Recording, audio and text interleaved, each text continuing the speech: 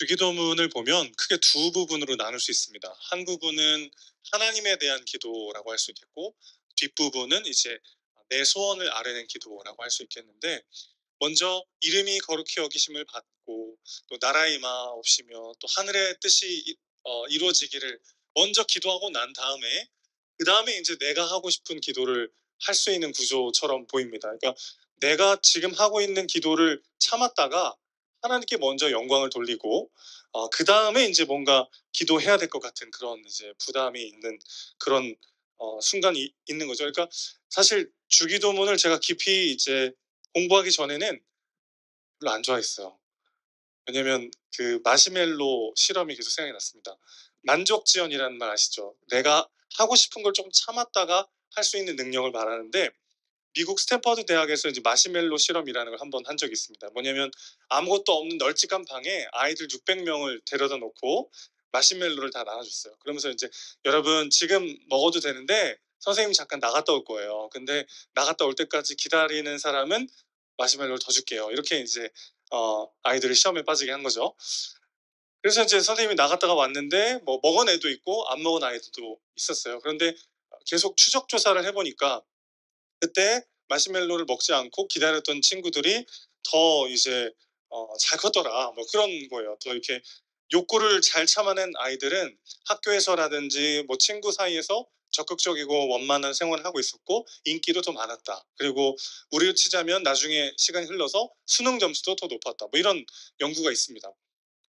약간 주기도문을 읽을 때마다 제 어린 시절에 마시멜로 실험 당하는 느낌이었어요. 이 하나님의 영광을 먼저 다 구하고 난 다음에, 그리고 난 다음에 겨우 이제 내 이야기를 꺼내는 그런 식의 도가 아닐까 그런 생각이 들었던 거죠. 하지만 사실 우리 하나님께서 그런 분은 아니시죠. 주기도문의 아주 중요한 지점 중에 하나는 주기도문이 하나님 아버지로 시작해서 아버지로 끝난다는 겁니다. 하늘에 계신 우리 아버지여로 시작해서 어떻게 끝나죠? 나라와 권세와 영광이 아버지께 영원히 있습니다. 그러니까 주님이 가르쳐 주신 기도인 이 주기도문은 지금 우리에게 뭘 얘기해 주고 있는 거냐면 하나님께서 너희의 아버지시다라는 것을 알려주는 기도인 거죠. 자, 그렇다면 내가 원하는 것을 구하기에 앞서서 하나님을 찬양하고 하나님이 들으시기에 좋아하실 만한 것들을 먼저 올려드리고 나면 더 하나님께서 막 응답을 잘해 주시고 더 많은 복을 주시기 때문에 이런 방식으로 기도하라고 하신 게 아니라는 것을 우리는 알게 됩니다. 그것을 먼저 아뢰지 않으면 기도에 응답해 주시지 않아서가 아니라, 그것을 우리가 하나님의 아버지 되심을 우리가 진정으로 경험할 때 제대로 기도할 수 있기 때문인 것이죠. 우리 모두가 다 아버지에 대한 기억이 있어요. 그렇죠? 그렇기 때문에 우리 나름의 아버지의 기억이 하나님 아버지에게 오버랩 될 때가 있습니다. 그래서 아버지에 대한 기억이 좋으면 하나님 아버지도 긍정적으로 받아들이고, 나의 육신의 아버지에 대한 기억이 그렇게 좋지 않으면 하나님 아버지에 대한 기억도 경험도 그렇게 좋지 않은 경우가 있잖아요. 그런데 한번 생각해 보시면 여러분, 좋은 아버지를 경험해 보지 못했어도 이상적인 아버지에 대한 마음은 다 갖고 있습니다. 어떤 아버지가 이상적인 아버지인가에 대한 이상적인 상은 내 안에 다 있단 말이죠. 그 모든 것들을 다 갖다 붙여도 하나님은 그거보다 훨씬 더 아름답고 우리를 사랑하시는 이상적인 아버지십니다. 우리가 기도할 때 내가 정말 온 천하보다 귀한 하나님의 자녀로 천하 만물을 말씀으로 창조하신 그 전능하신 하나님 앞에 자녀됨을 가지고 나아가 기도하고 있는가, 그것을 기억해야 한다는 거죠. 그게 진짜 주기도문을 제대로 기도하는 열쇠가 된다는 것입니다. 하나님의 아버지 되심과 그분의 통치에 대한 신뢰가 밑바탕 되어 있는 기도요. 그럴 때 우리는 제대로 기도할 수 있다는 거예요. 어떻게 기도할 수 있습니까? 그럴 때 우리는 마음껏 하나님 앞에 내 마음을 솔직하게 토해놓을 수 있습니다. 하나님 앞에서도 정장 차림에 딱 단정된 모습으로 정제된 언어로만 기도해야 되는 것이 아니라 그분 앞에서는 누구에게도 하지 못했던 내 안에 갈등들, 원망과 분노와 그 모든 감정들을 다 쏟아놓을 수 있는 거죠. 사람도 그 누구도 우리의 그 반복되는 힘든 소리를 다 들어줄 수 있는 사람은 없습니다. 우리 하나님 아버지는 언제든 우리의 마음 그대로를 들으실 준비가 돼 있는 우리 아버지라는 것입니다. 자, 다시 한번 정리해 볼까요? 주기도문이 진짜 말하고자 하는, 주기도문을 제대로 기도할 수 있는 열쇠가 되는 건 뭐냐면 하나님이 나의 아버지 되신다는 것을 우리가 깊이 인식할 때 제대로 기도할 수 있다는 것입니다. 내 육신의 아버지의 경험과 상관없이요. 오히려 내 육신의 아버지의 경험이 좋았다면 그것을 대입하면 되고, 내 육신의 아버지와의 관계와 경험이 별로 안 좋았다면 사실은 내 안에 이상적 아버지에 대한 기준이 생긴 거거든요. 그걸 그대로 하나님께 대입하면서 그 하나님이 나를 그렇게 사랑하시고 나를 돌보시는 아버지 되신다는 것을 기억하는 마음으로 기도할 때 우리는 이 주기도문을 제대로 기도할 수 있게 되는 것이죠. 자, 그런 마음을 가지고 앞으로 주기도문 일용할 양식을 주십시오. 그리고 시험과 악에서 건져 주십시오. 그리고 마지막 어, 우리의 죄를 사하여 주십시오. 이 기도들이 어떤 구체적인 의미를 갖고 있는지를 좀 살펴보려고 하는데, 먼저 오늘은 일용할 양식을 주시옵소서, 이 기도가 어떤 의미인지 조금 더 깊이 있게 같이 한번 살펴보려고 합니다. 자, 일용할 양식을 달라는 건 어떤 뜻이냐면 두 가지로 우리가 살펴볼 수 있어요. 하루의 필요를 매일 구하라는 뜻입니다. 다시 한번요. 우리에게 일용할 양식을 주십시오라고 기도하라는 건 어떤 뜻이냐면 매일매일의 필요, 그날그날 하루의 필요를 매일 구하라는 뜻인 거죠. 언뜻 들으면 여러분 어떻게 느껴지세요? 필요를 매일 구해야 된다? 약간 좀 불경스럽지만 귀찮지 않아요? 아니, 하나님 딱 1년치 딱 구하면 알아서 딱 주시면 얼마나 편해요. 저만 지금 굉장히 좀 믿음 없는 나쁜 사람이 되고 있는데, 아니, 한 번 딱 구하면 이렇게 통장에 딱딱 꽂아주시고 다시는 그 기도 안 해도 들어주시면 얼마나 좋겠습니까?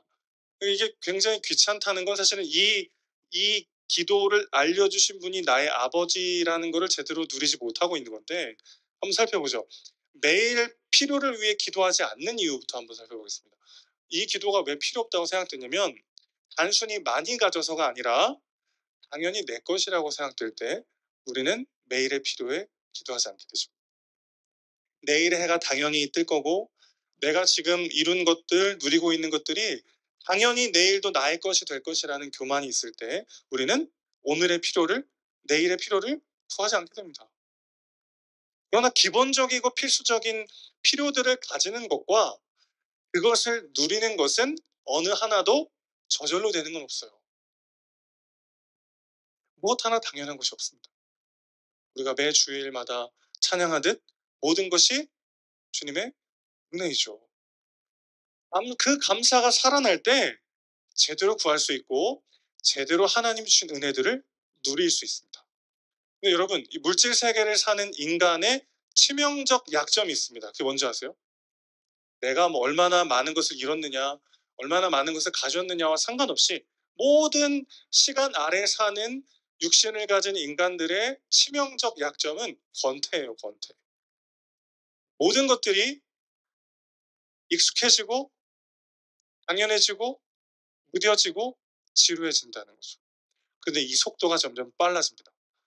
하나님께서 내게 주셨던 은혜를 감사하고 감격하면서 제대로 누리기보다는 나한테 없는 것들에 집중하면서 주신 것은 당연하고 주시지 않은 것을 묵상하며 하루를 망칠 때가 얼마나 많은지 모르겠어요.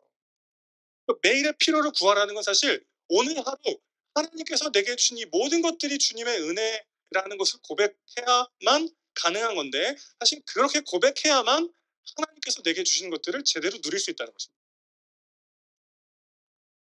여러분, 그 이사 해보셨잖아요. 집 이사하실 때 이사하면 보통 어떻죠? 만약에 뭐 월세나 전세를 살다가 드디어 내 집을 마련했어요. 크고 좋은 집을 마련해서 이사를 한번 딱 했다고 생각해 보세요. 그럼 어떤 마음이 들죠? 기쁜데 막상 들어가면은 뭐부터 보여요? 빨리 이거 어떻게 정리하지? 이거 없는데 어떻게 해야 되지? 막 그거 하느라고 그 집에 대한 기쁨과 감사는 잠깐 여기 넣어두고 일단 해결되지 않은 거, 준비해야 되는 거, 정리해야 되는 거, 거기에 막 이제 몰두돼 있는 거죠. 여러분 생각해 보세요. 여기에 모인 성도들이 계십니다. 우리는 수요 기도회 저녁 시간 오시는 분들만 여기 계시지만 대한민국 90% 이상의 교회는 이게 전교인인 교회가 수두룩합니다. 당연한 건 아무것도 없어요. 우리가 분립개척을 해서 모교회에서 많이 지원해 주시고 많은 성도들이 함께하고 또 주변에 많은 분들이 오셔서 함께 교회를 이루게 됐는데 어느 것 하나도 당연한 건 아무것도 없습니다. 그 옆에 계신 한 분 한 분이 사실은 존재 자체가 감격이고 감사한 거죠. 당연히 옆에 앉아 계신 분은 아무도 없어요, 여기 계신 분 중에. 한 분 한 분이 너무 소중한 거죠. 우리 한번 인사할까요? 당신의 존재가 저에게는 감격입니다. 좀 진정성을 가지고 좀 더 제대로 당신의 존재가 저에게는 복입니다.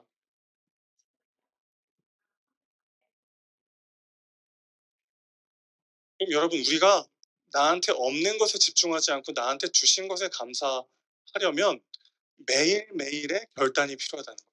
매일매일의 기도가 필요하다는 겁니다. 제가 오늘 하루 종일은 아니고 그건 좀 오버한 거고 어 굉장히 장시간 찾아 헤맨 게 있어요. 컴퓨터 전원선을 제가 찾아 헤맸는데 없어요, 없어. 교회 전체를 막 다 뒤지는데 없는 거예요. 빨리 저기 복사기랑 연결해 가지고 프린터 해야 인제 주보도 뽑고 그 할 거 아닙니까? 막 다 없는 데를 다 뒤지고 뒤지는데 없어요. 그럼 대체 어디 간 거야? 누가 어디다 넣은 거야? 하고 하루를 망칠 수도 있고 이렇게 생각할 수 있습니다. '우리 교회가 크구나.' 여기저기 막 계속 뒤져야만 찾을 수 있을 만큼 우리 교회가 큰 거예요. 개척된 지 6 개월밖에 안 된 아기 교회가 뭐 하나 찾으려면 막 여기저기 계속 뒤지고 돌아다녀야 될 만큼 큰 거 아니에요? 여러분 우리가 새성전에 왔습니다. 당연한 건 아무것도 없어요. 하나하나가 너무 감사하고 놀라운 일들이에요, 하나님이 행하신 일이. 근데 우리가 이때 오늘 나의 필요에 감사하는 마음을 잃어버리면 뭐만 보일까요? '이거 쪼금만 이렇게 했으면 더 좋았을 텐데. 저거 없어서 아쉽네.' 그 마음에 빠져서 하나님이 우리에게 부어 주신 어마어마한 은혜와 사랑은 다 놓쳐 버리는 거죠. 누구 손해입니까? 우리 손해죠. 하나님이 매일의 양식을 구하라고 하신 이유는 바로 여기에 있습니다. 내가 너희에게 준 그 많은 은혜들을 좀 누리라는 거예요, 누리라는 거. 매일매일 감사하지 않으면 내가 너를 저주하리라. 그런 말씀이 아니라 하나님이 매일매일 우리에게 쏟아부어 주시고 계시는 그 은혜와 감사와 그 많은 축복들을 우리가 다 놓쳐버리고 살 때가 얼마나 많은지 모르겠습니다. 우리 아버지께서 그거 하나도 놓치지 말고 다 누리고 영위하라고 우리에게 이렇게 기도하라고 말씀하고 계신 거죠. 그래서 아버지가 어떤 선물을 사줬는데 비싼 선물을 사줬어요. 근데 아이가 선물을 가지고 놀지는 못하고 막 '여기 이렇게 먼지가 묻었지? 왜 이렇게 기스가 나지?' 그러고 앉아 있다면 얼마나 선물 준 사람이 마음이 안타깝겠습니까?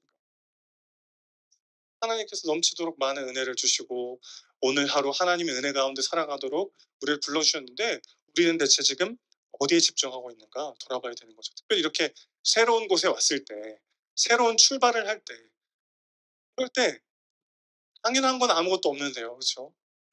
저 같은 그 땀쟁이가 이렇게 땀 하나 흘리지 않고 쾌적한 곳에서 설교할 수 있다는 게 얼마나 감사한지 모르겠어요. 돌아보면 모든 게 다 감사하죠. 모든 게 다. 모든 게 다.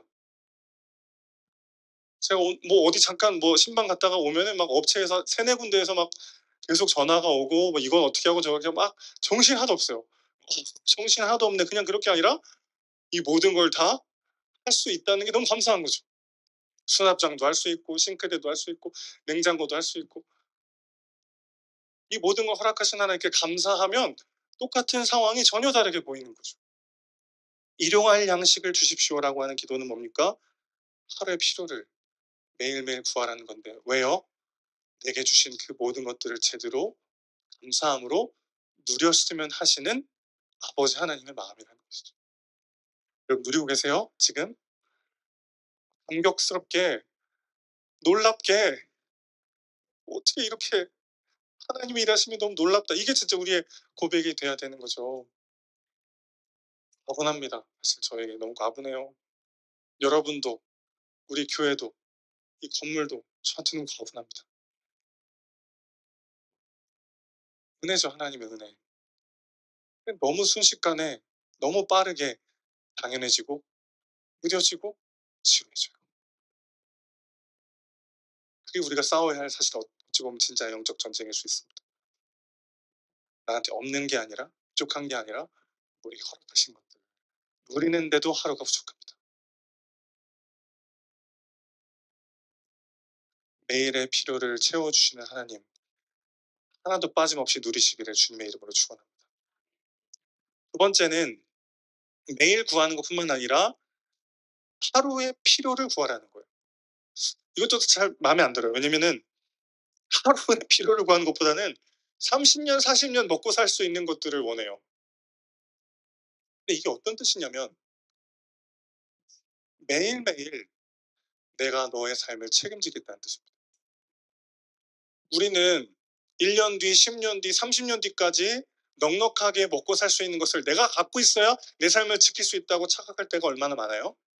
하나님 뭐라고 말씀하시는 거냐면 매일매일 내가 책임질 거고 매일매일 내가 함께 할 것이다.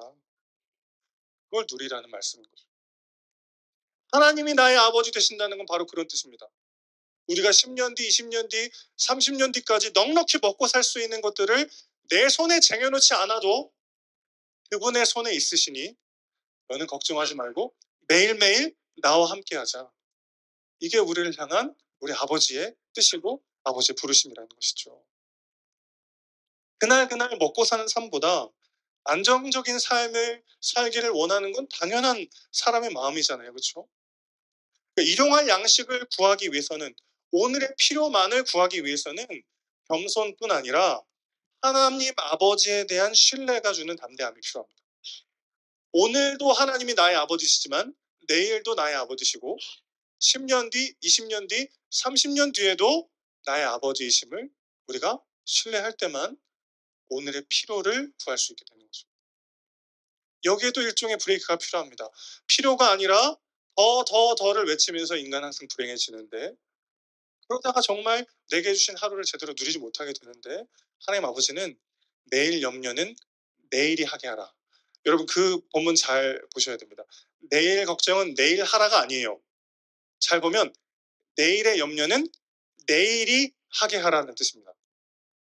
그러니까 염려하라는 거 말라는 거예요. 네가 할 게 아니라는 거예요. 내가 하겠다는 겁니다. 내가. 아버지께서